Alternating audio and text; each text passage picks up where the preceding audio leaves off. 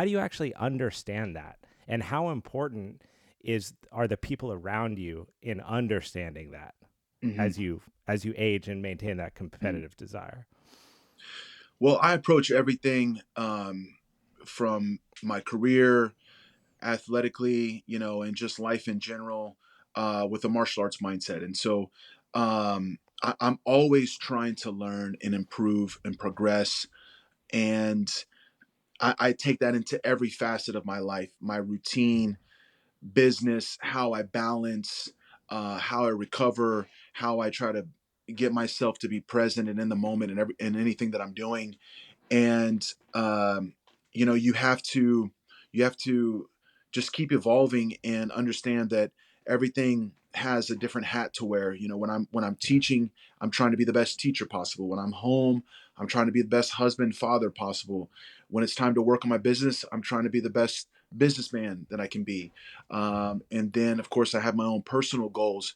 But one thing that I've grown to understand is that all of these things, I'm better at all of them when I'm taking care of my body and Mhm. when I'm tapping into each one of them every day. So I want to work on business. I want to work on my body. I want to train hard.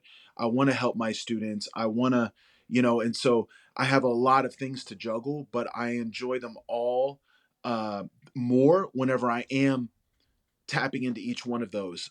Otherwise, I feel like I'm missing out. So, um, whenever, like a lot of it, I have to kind of, what's the word, like multitask. Maybe Mhm. I'm doing emails while I'm in the sauna. So I have a sauna in my office. It's right there. I'll do emails and calls while I'm in the sauna. Or maybe an Epsom salt bath. I'll do calls while I'm taking a little recovery walk. I'll stretch and foam roll or whatever whenever I'm hanging out with my wife instead of just sitting there and watching TV, right? Or whatever we're doing, just of course, when it's her time, it's her time, but I can still kind of move or stretch or do something.